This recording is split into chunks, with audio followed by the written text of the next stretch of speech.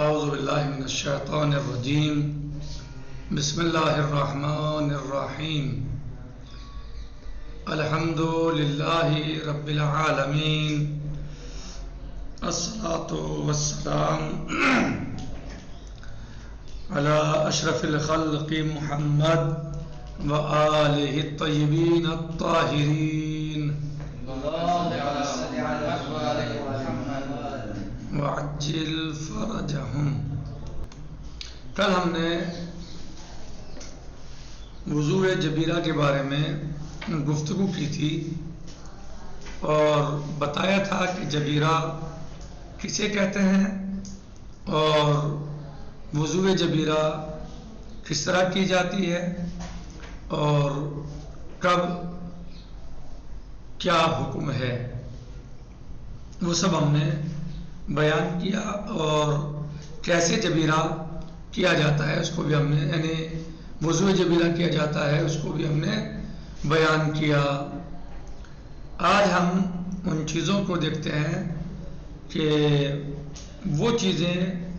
کہ جن کے لیے وضو کرنا چاہیے، یعنی جن کے لیے وضو کرنا ضروری ہے، وہ کون کون سی چیزیں ہیں جن کے لیے وضو کرنا ضروری ہے یا جن کے لیے وضو کی ضرورت ہے، وہ کون کون سی چیزیں ہیں، یا کہاں کہاں وضو واجب ہے، کب کب وضو کرنا واجب ہوتا ہے۔ کہہ رہے ہیں کہ چیز ہے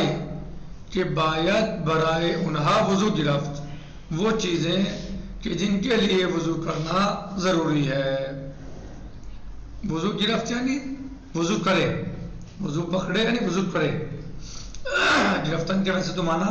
پکڑنے کے ہیں، لیکن جو معنی لیے جاتے ہیں بعض جگہوں پر وہ مثلا لینا، کرنا، یعنی جیسے کہ وضو، گرفت یعنی وضو کرنا، یعنی وہ جگہیں، وہ چیزیں کہ جہاں پر وضو کرنا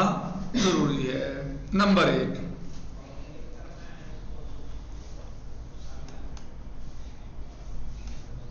برائے انجام نماز،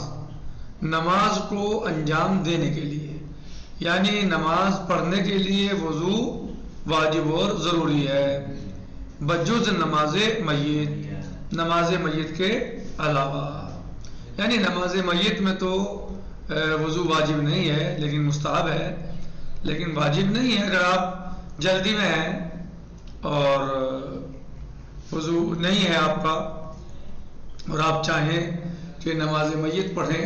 تو آپ بغیر وضو کے بھی نماز میت پڑھ سکتے ہیں، لیکن بہتر اور مستحب ہے کہ آپ وضو کریں،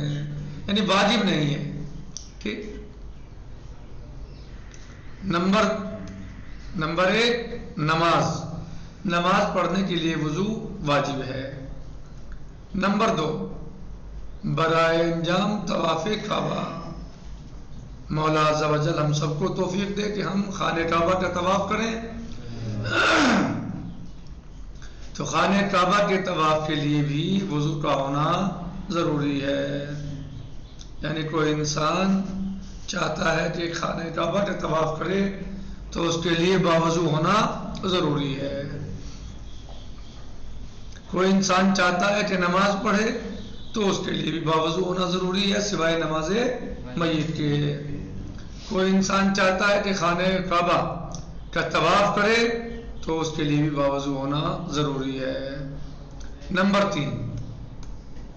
برائے رساندن جائی از بدن بنوشت قرآن و اسم خداوند متعال، کہہ رہے ہیں کہ اپنے بدن کے کسی بھی حصے کو، چاہے وہ ہاتھ ہو یا آپ مثلا قرآن کریم کو بوسہ کرنا چاہیں، صحیح، اس کو چومنا چاہیں، تو آپ کے اوپر واجب ہے کہ جب بھی آپ اپنے جسم کے کسی حصے کو قرآن کریم سے ٹچ کریں، مس کریں۔ قرآن کریم سے مراد کیا ہے؟ اس کی عبارت، جو الفاظ ہیں قرآن کریم کے، کلمات ہیں، جملے، آیات ہیں، ان کو چھونے کے لیے، ان کو ٹچ کرنے کے لیے، ان کو مس کرنے کے لیے اگر کوئی انسان یہ چاہے کہ اپنے بدن کا کوئی بھی حصہ قرآن کریم کے حرفوں کو لگائے، مس کرے، یا مولا عز و جل یعنی اللہ سبحانہ و تعالیٰ کے نام کو چھونے کے لیے اپنے جسم کو، اپنا جسم یعنی لگائے اللہ تعالیٰ کے نام سے یا قرآن کریم کے حرفوں سے، تو اسے چاہیے کہ وہ وضو کرے، یعنی پہلے وضو کرے، بعد میں اللہ عز و جل کے نام کو چھوئے یا قرآن کریم کے حروف کو چھوئے، مس کرے، چاہے وہ مسئلہ مس کرنے کا یعنی ہاتھ سے چھونا ہو یا بوس کرنا ہو۔ بوس سمجھتے ہیں آقا؟ چومنا، چاہے قرآن کریم کو جیسا ہوتا ہے نا، قرآن کریم کے ساتھ بھی لیتا ہے تو چومتا ہے، اسے مثلا جو ہے صحیح، اور چومنا چاہیے، اسے بوسہ دینا چاہیے، اس سے انسان کو اس کا احترام اور عظمت اور اس کا جو اللہ عز و جل کی یہاں اہمیت ہے اس کتاب کی، اور اس کا ہمیں جو ہے پاس رکھنا چاہیے، اور بہتر ہے آپ قرآن کو لیں تو اسے چومیں، اسے بوس کریں، ہاں اسے آنکھوں سے لگائیں، کیونکہ اللہ عز و جل کا کلام ہے، وہ محترم اور بہت عظیم کتاب ہے۔ تو لیکن اگر آپ کا وضو نہیں ہے تو آپ ایسا نہ کریں، پھر حرفوں کو نہ چھوئیں، ویسے آپ جلد وغیرہ چھو لیں یا ابھی آئے گا، یا مثلا اسے بوسہ دے لیں، کہ آپ حرفوں کو بوسہ دینا چاہتے ہیں یا حرفوں کو چھونا چاہتے ہیں تو آپ کے لیے ضروری ہے کہ آپ باوضو ہوں، بغیر وضو کے آپ قرآن کریم کے حرفوں کو نہیں چھو سکتے۔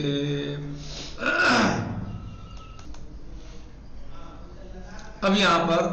چند مسئلے بیان کر رہے ہیں، 3 باتیں انہوں نے یعنی وہ مقامات بتائے کہ جہاں پر وضو کرنا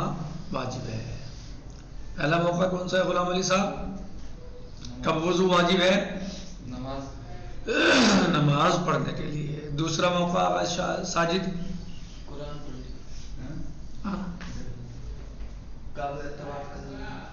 ہاں تو اس میں دیکھ کے بتاؤ، فی الحال تو کوئی مسئلہ نہیں ہے، کہہ گا طواف کرنے کے لیے نہیں، دیکھیے ادب استعمال کیجیے،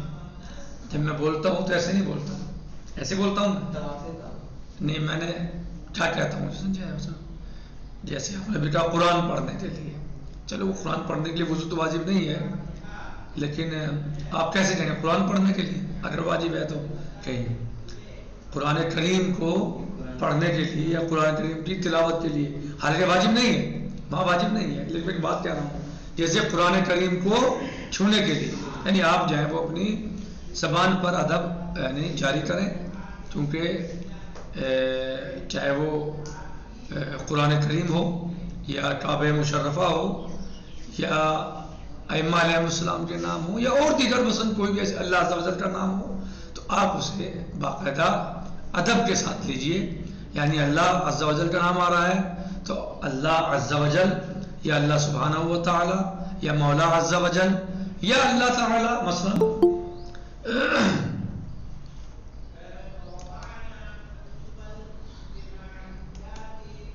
تو اسی طرح قرآن کریم کو بھی مثلا قرآن کریم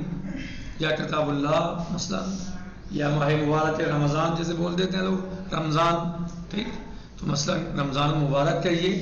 یا ماہ مبارک رمضان کہیے، صحیح۔ اسی طریقے سے قرآن مجید یا قرآن کریم، یعنی آپ یا خانہ کعبہ علی الاقل یا کعبہ مشرفہ مثلا، یعنی کل ملا کے مقصد یہ ہے کہ ہماری زبان پر جو الفاظ آئیں یہ کلمات آئیں تو باقاعدہ احترام کے ساتھ آنے چاہیے۔ آپ کسی امام علیہ السلام کا نام لیں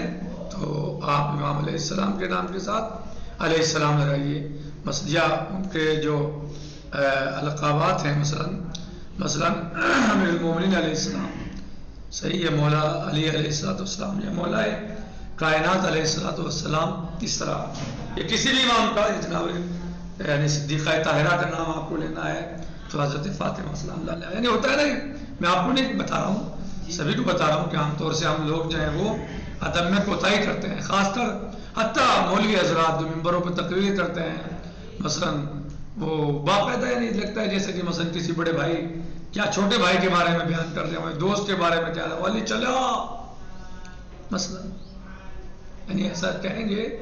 علی چلا، علی نے کہا مثلا، استغفر اللہ العظیم. مولا متقیان علیہ السلام کی ذات مبارک بہت عظیم ذات ہے. وہ ایسے نہیں کہ مثلا آپ جو ہے وہ ایسے کہتے ہیں جیسے کسی ایک عام آدمی کے بارے میں یا کسی عام صدر کے بارے میں عام پریزیڈنٹ کے بارے میں آپ بولتے ہیں مثلا. حالانکہ ادب سب کا ہونا چاہیے، لیکن مولا متقیان جیسی شخصیت یا صدیقہ طاہرہ معصومہ کونین جیسی شخصیت یا مثلا ہمارے اہل بیت علیہ السلام کوئی بھی اہل بیت کے افراد یا اور دیگر مثلا بزرگ شخصیات ہے نا، حتیٰ کہ صحابہ کرام جو صحابہ کرام تھے، جو صحابہ تھے، صحابہ یعنی جو حقیقی صحابہ تھے، حضرت سلمان فارسی رضوان اللہ تعالیٰ علیہ مثلا، حضرت ابو ذر غفاری رضوان اللہ تعالیٰ علیہ، یا حضرت مقداد رضی اللہ تعالیٰ عنہ مثلا. یعنی کہنے کا مقصد یہ ہے کہ دعا کرنی چاہیے رضوان اللہ تعالیٰ صحیح. یا حضرت جیسے سلمان فارسی یا حضرت مسلم تمار، حضرت اویس قرنی جو صحابی تو نہیں تھے بلکہ تابعی تھے. تو یعنی ادب یعنی باقاعدہ ہونا چاہیے اور اس کے ساتھ اس سے ہمیں بھی اجر و ثواب میں اضافہ ہوگا. اس کے علاوہ ہماری زبان ادب کے ساتھ رہے گی. میرے کہنے کا مقصد جو ہے اس ساجد صاحب کو نہیں ہے، غلام علی صاحب کو بھی ہے اور اپنا نام علی اصغر صاحب کو بھی ہے اور دیگر جو بھی مثلا سبھی کے لیے ہے، یعنی کہ ہم لوگ زیادہ سے زیادہ یعنی ادب سے یعنی ان چیزوں کو کوئی بھی مسئلہ ہو تو ادب کے ساتھ اور احترام کے ساتھ ہمیں آگے بڑھنا چاہیے. بہرحال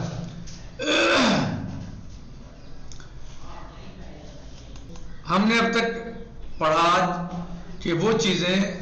کہ جن کے لیے وضو کرنا ضروری ہے. چیز آئی کہ باید برائے انہا وضو گرفت، وہ چیزیں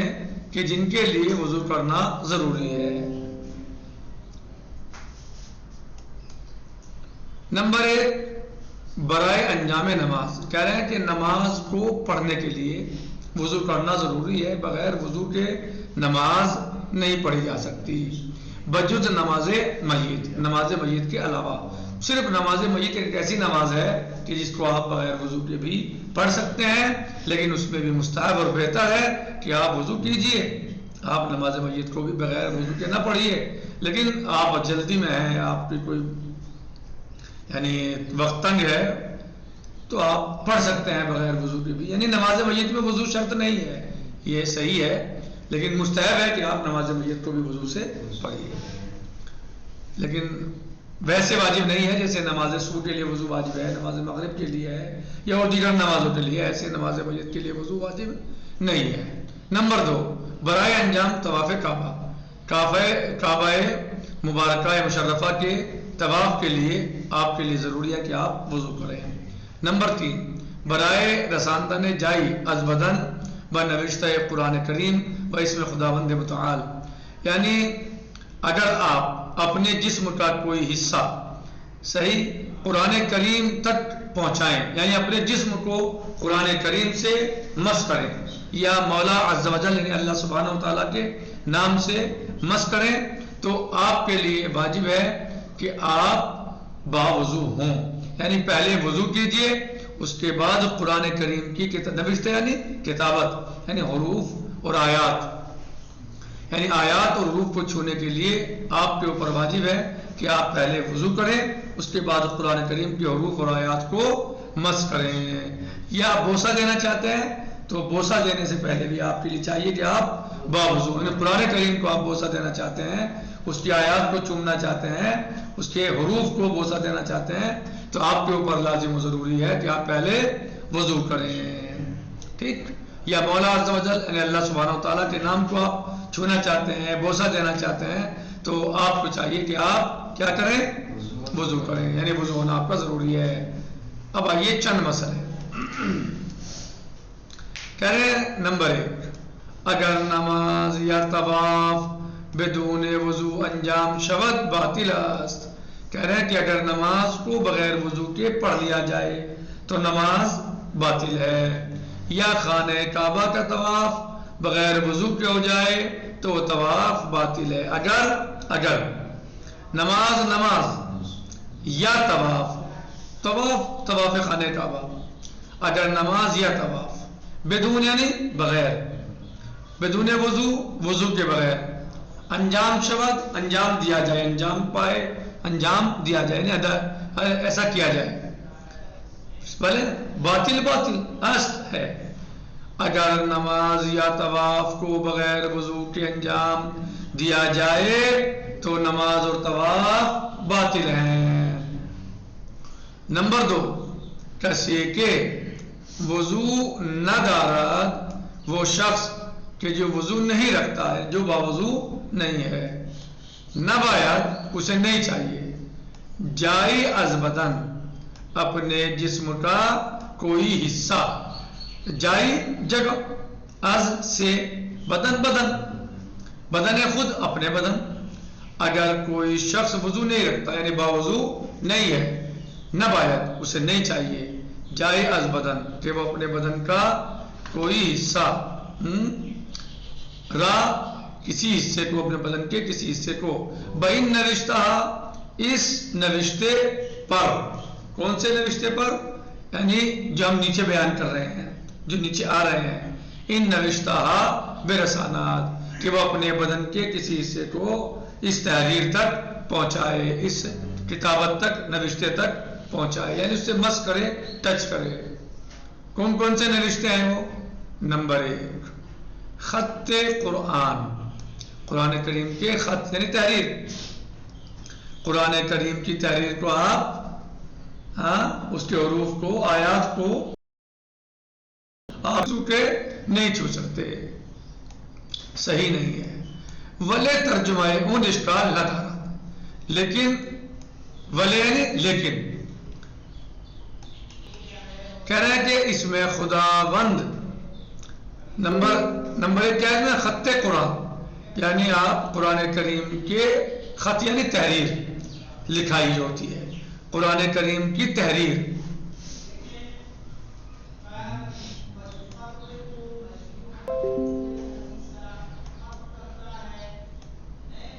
قرآن کریم کی تحریر کو آپ ولے ترجمہ اشکال نہ دارا، لیکن ولے یعنی لیکن قرآن کریم کی جو تحریر ہے اس کو آپ نہیں چھو سکتے، لیکن ولے یعنی لیکن ترجمہ ان اشکال، ترجمہ آن کہتے ہیں وہ یا اس، ترجمہ لیکن اس کا ترجمہ جو ہے اشکال نہ دارا، اشکال نہیں رکھتا، یعنی ایک ترجمہ آپ چھونا چاہیں بغیر وضو کے، جو اردو میں لکھا ہوا ہوتا ہے بیچ میں، اگر آپ اس کو انگلی لگائیں یا ہاتھ لگائیں تو اس کو چھونے میں کوئی حرج نہیں ہے، لیکن قرآن کریم کے جو آیات ہیں، جو حروف ہیں قرآن کریم کے، ان کو آپ بغیر وضو کے نہیں چھو سکتے۔ نمبر 2، اس میں خداوند بہر زبانی کے، ہر زبانی نوشتے باشد، اس میں خداوند ہے اللہ تعالیٰ کا نام، اس میں خداوند یعنی اللہ تعالیٰ کا نام، بہر زبانی وہ کسی بھی زبان میں ہو، ہر یعنی ہر زبانی کسی بھی زبان میں، نوشتے شدہ باشد لکھے ہوئے ہوں، اللہ سبحانہ و تعالیٰ کا نام چاہے وہ کسی بھی زبان میں لکھا ہوا ہو، جیسے مانند یعنی جیسے اللہ عربی ہے اردو میں بولتے ہیں، خدا فارسی اور اردو میں بولتے ہیں، گوڈ مثلا جو ہے وہ انگلش میں بولتے ہیں، تو اگر اللہ سبحانہ و تعالیٰ کا نام عربی میں ہو یا فارسی میں ہو یا انگلش میں ہو یا ہندی میں ہو یا کسی اور زبان میں ہو، فرانسی میں ہو، پرتگالی میں ہو، کسی میں بھی ہو، آپ اللہ تعالیٰ کا نام بغیر وضو کے نہیں چھوئیں گے۔ نمبر 3، نام پیغمبر اکرم صلی اللہ علیہ وآلہ وسلم، حضرت محمد مصطفیٰ صلی اللہ علیہ وسلم کا اس نام جی آپ کا اس میں مبارک بغیر وضو کے احتیاط واجب کی بنا پر نہیں چھونا چاہیے۔ احتیاط واجب کی تعریف آپ کو بخوب یاد ہے جی۔ پھر کہہ رہے ہیں کہ اسامی امامان ائمہ علیہ السلام کا نام بھی آپ احتیاط واجب کی بنا پر بغیر وضو کے نہیں چھو سکتے۔ حضرت صدیقہ طاہرہ معصومہ کونین حضرت فاطمہ سلام اللہ علیہ کا نام بھی آپ بغیر وضو کے نہیں چھوئیں گے احتیاط واجب کی بنا پر۔ آئیے نمبر 3، برائے انکار وضو گرفتن مستحب است، کہہ رہے ہیں کہ وہ کام اب آپ کو بتا رہے ہیں جن کے لیے وضو کا کرنا مستحب ہے، واجب نہیں ہے، مستحب ہے۔ کون سے کام ہے وہ؟ نمبر 1 رفتن بمسجد و حرم امامان، جو انسان مسجد میں جانا چاہتا ہے، مسجد میں داخل ہونا چاہتا ہے، یا ائمہ اہل بیت علیہم السلام یعنی اماموں کے روزے میں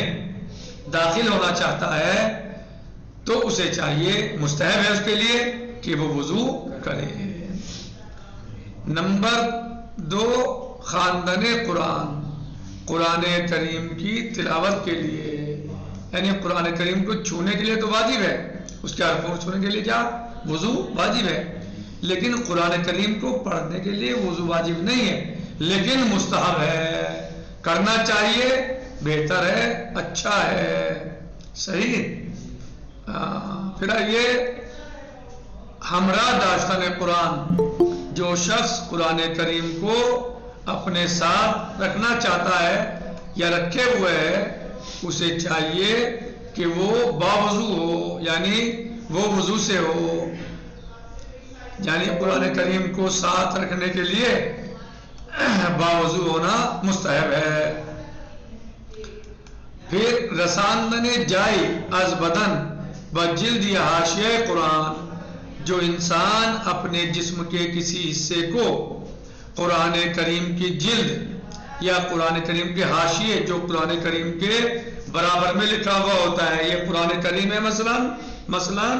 جو یہاں یہ لکھا ہوا ہوتا ہے، یا اس سائڈ میں لکھا ہوا ہے، یا نیچے لکھا ہوا ہے، اسے حاشیہ بولتے ہیں، صحیح، اسے کیا کہتے ہیں؟ حاشیہ کہتے ہیں۔ تو قرآن کریم کی جلد، جو جلد ہوتی ہے اس کے اوپر، یا حاشیہ قرآن کریم کو اگر کوئی انسان مس کرنا چاہے، چھونا چاہے، تو اس کے لیے وضو مستحب ہے، یعنی چھو سکتا ہے بغیر وضو کے بھی، لیکن بہتر ہے، مستحب ہے کہ باوضو ہونا چاہیے۔ زیارت اہل القبور، اہل قبور کی زیارت کے لیے، یعنی جب آپ قبروں کی زیارت کے لیے جائیں تو آپ کے لیے مستحب ہے کہ آپ باوضو ہوں۔ سمجھ میں آ گیا؟ یعنی قرآن کریم پڑھنے کے لیے وضو کرنا مستحب ہے، قرآن کریم ساتھ رکھنے کے لیے وضو کرنا مستحب ہے، قرآن کریم کی جلد یا اس کے حاشیے کو چھونے کے لیے، مس کرنے کے لیے، یا بوسہ دینے کے لیے، مثلا چونکہ جسم مس ہوگا تو وضو مستحب ہے، یا زیارت اہل قبور کے لیے وضو کرنا مستحب ہے۔ آج کا ہمارا درس جو تھا وہ ان چیزوں کے بارے میں تھا کہ جہاں وضو کرنا ضروری ہے، اور ان چیزوں کے بارے میں تھا کہ جہاں پر یعنی وضو کرنا مستحب ہے۔ لہذا آج ہم نے ان چیزوں کو بیان کیا کہ وضو کرنا کہاں واجب ہے اور کہاں پر وضو کرنا مستحب ہے۔ نکتفی علی ھذا المقدار، باقی غداً سے جی انشاءاللہ، والحمد للہ رب العالمین، والسلام علیکم ورحمۃ اللہ وبرکاتہ، فی امان اللہ۔